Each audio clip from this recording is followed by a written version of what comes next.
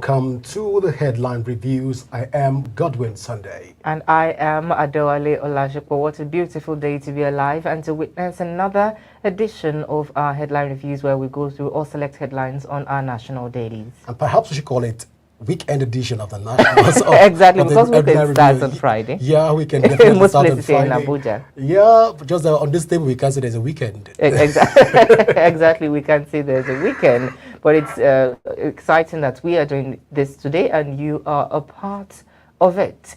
We can start today's discussion, Godwin, looking at the presence of the Senegalese president in Nigeria and how he's been able to meet with not only the FCT minister, but of course the head of state, which is the president Bola Tinubu, and a lot of things for them to discuss, a lot of issues that borders with issues with other African countries, such as Niger, the coup military junta, the ruling in Niger right now, and some other African countries. And Senegal has been one of the most important countries in our world right now, Nigeria in the leadership role. I believe this is an opportunity for both presidents to discuss and look for way forward to make our region a better place. There are a lot of diplomatic ties to be made in terms of discussion with Nigerian presidents, and we hope to see more fruitful deliberations across board, and we hope to see that there is a more bilateral relationship between Nigeria and Senegal. But then the breaking news is around the FCT minister conferring on the Senegalese president. I don't know if I should call it an honorary presidency or some form of personal presidency, citizenship. I beg your pardon, citizenship. But right now, it's heartbreaking when we see 7 ministers confer citizenship on other, let me call it presidential portfolios across the globe. One day, you know, I just hope and pray that the American ministers will also confirm me as a honorary citizen. Well, perhaps we'll look forward to that. But it's interesting what we just seen there. We saw him shaking hands with some of the president's aides, some ministers, and some dignitaries there, as we can see on the television right now. He's exchanging a handshake with some of dignitaries there. And it's so interesting to see him, a 44-year-old president. And people have said that in Nigeria, perhaps at this age, you would have people as SSA or preferably, or if they get better chances, perhaps as ministers in our country. But it's interesting to say that we have someone of that age. We should just say the way it is. It's a semi-impossible mission for Nigerian of this age to become the president. But I believe that Nigeria should look forward to that. Young people are creative. Young people are built with different ideas, and we hold one of the largest percentage, not only in Nigeria, but the world. And we know that creativity and innovation stems from the young mind, and we look forward to having that in our country. So at this point, we'll go for a short break, and when we come back, we'll be delving into the various headline reviews that we have for you today. Go nowhere as headline reviews continues in a moment.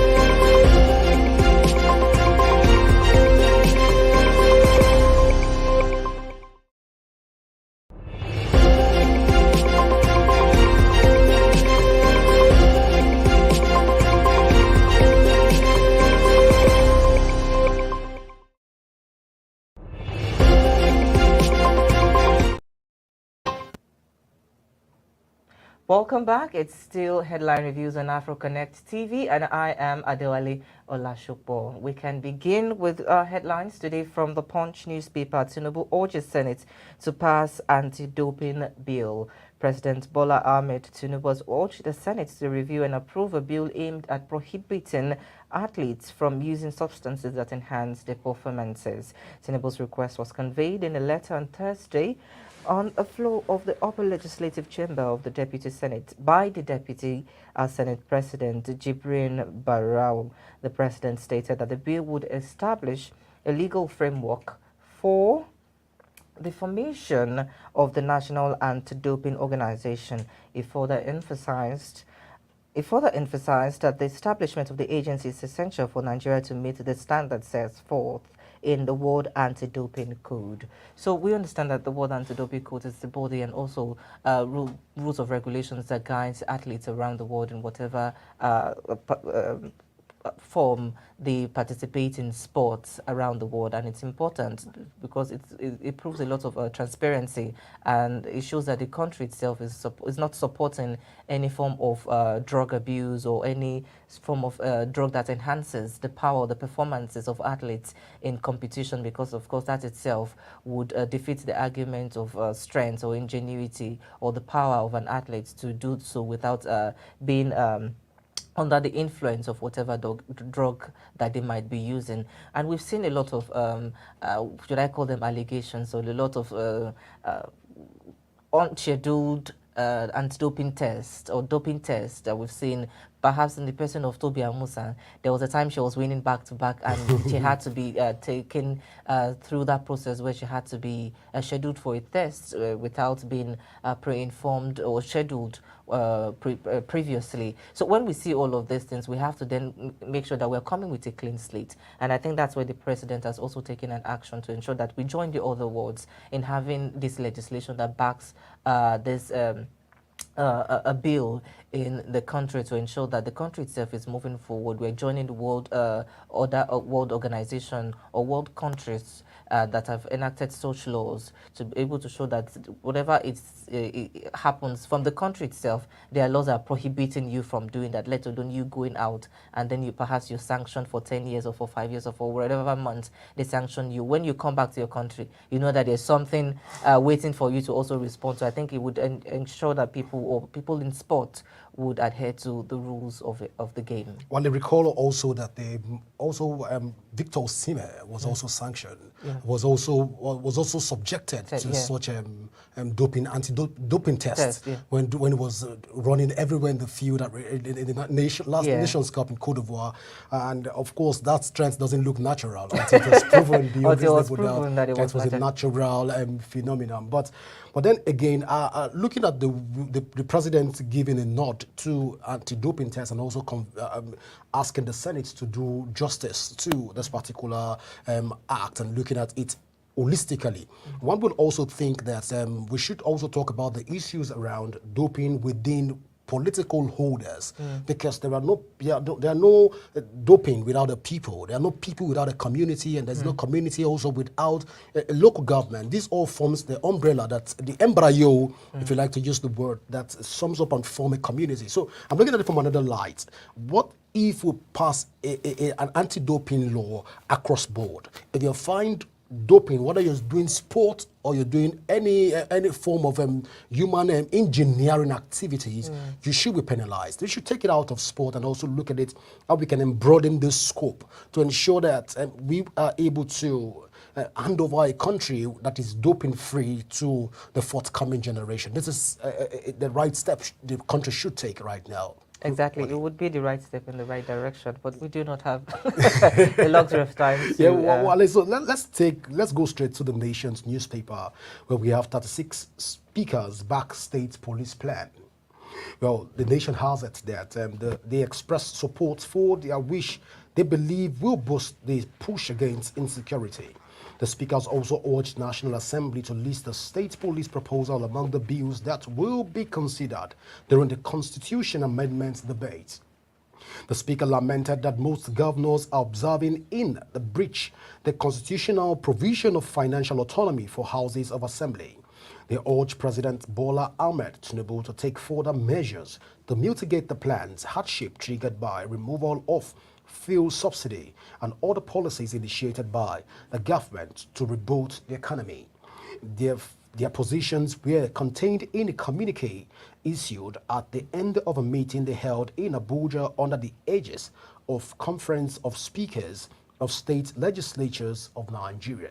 Now, Wale, this has been on the front burner across the country. Recall that some 2 weeks ago, or 3 weeks if I'm not mistaken, we had a conference here in Abuja where the speaker and also other dignitaries within the legislative arm were also part of that meeting. The Inspector General of Police, Agbetokun, was also in that meeting. And what was the subject of discussion? It was around state policing. What can be done if Nigeria is ripe enough for state police? I recall that after that meeting, we were able to tell ourselves the honest truth that if we have a decentralized government, just like what we practice right now under the federal system of government, where we have autonomy of different states, automatically we can also have 36 state police. We can also have 774 local governments having their own form of security architecture, so as to ensure that we balance the security network to complement what we have in the federal government at the federal level. Because right now, looking at the exclusive legislative list, the federal government controls all security apparatus. Now, this debate has still been on the front burner. Right now, we've seen the speakers of the across the country, that's six speakers, coming together to say that the president should look into this and ensure that we have state police across the federation.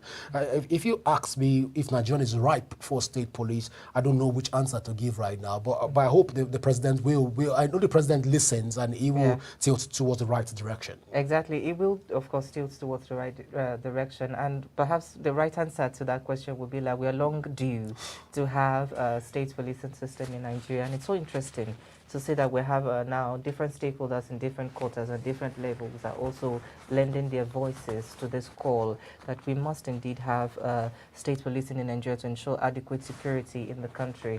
And also looking at the meeting that was put together to talk about the security issue in Nigeria. Of course, the Inspector General of Police also kicked against the idea. He was not in support of it. He had his own argument against the such inaction of laws, and because there are a lot of hindrances that would perhaps that would be a hindrance, lots of issues that would be hindrance to having state policing in Nigeria. We'll talk about the legislation, we'll talk about the issue of autonomy for different states, we talked about the issue of financing, a lot of plethora of issues that needs to be addressed, but we need to take them one after the other. But the bold step itself has to be made, and that box stop at the office, or should we say at the table of not only the president but also the National Assembly in Aso Rock. Let's just keep our fingers crossed and see what they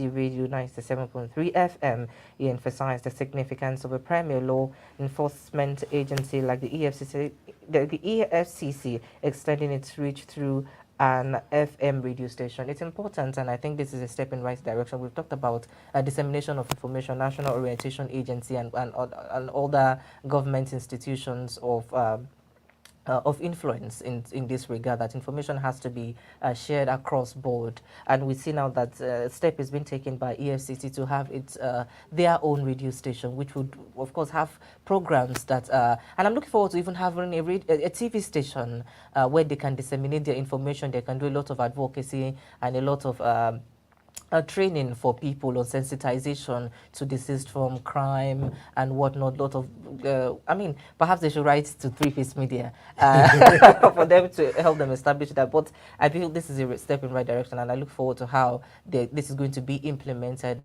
and the kind of influence or the kind of benefits this is going to have on the public. But Wale, permit me to stay on the other side of the divide in this conversation, because as it stands right now, I don't want to say this is a misplaced priority, but let's call it a spade a spade.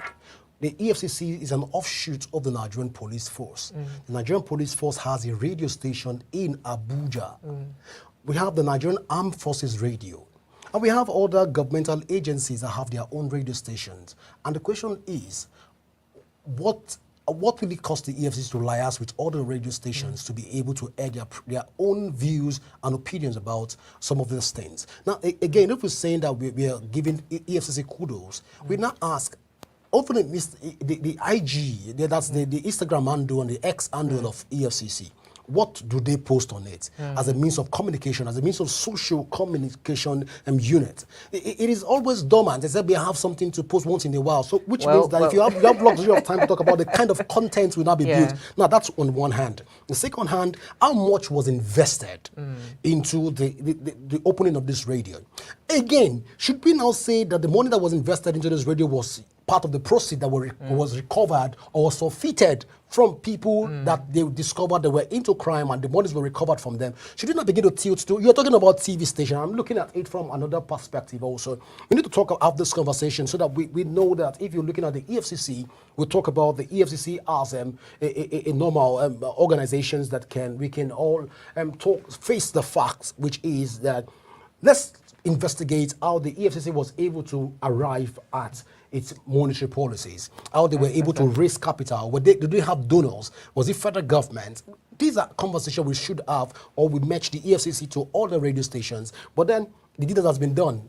97.3 has come to stay. Yeah. Like you said, if they give 3Ps more opportunities to also run, who am I to say no? Exactly. A lot of questions that Godwin has raised, and I'm hoping they're listening and willing to respond to that accordingly. And it will be interesting to see how they respond in the aspect of where did they get the money to set this up, and what collaborations they could have with other sister agencies that could have gotten this working without having to establish. Because they will ask me, I open my own. So they will have an argument against the opposition, but nonetheless, people should have opportunity to ask questions, and they must be answered accordingly. But we shouldn't take much of our time to dwell more on that. Of course, we're looking forward to how they respond to that, and also with the president's meeting, the Senegalese presidents, we look forward to the outcome. And we are saying congratulations to the Senegalese president also for the conferment of Nigeria and honorary citizenship. His citizenship, perhaps next election he can then come to Nigeria and come and contest. I would have said God forbid you, Wale, but who am I? He so can contest. Of course, he's like a citizen of Nigeria. Win the election in the country. We're welcoming country. Yeah, we're welcoming. But that's said in jest, really. We thank you and for being a part of this show today. My name is Adewale Olashopo. I am Godwin Sunday. And until we come your way on Monday, do well to follow us on all our social media platforms to stay up to date with the news. Bye for now. Enjoy your weekend.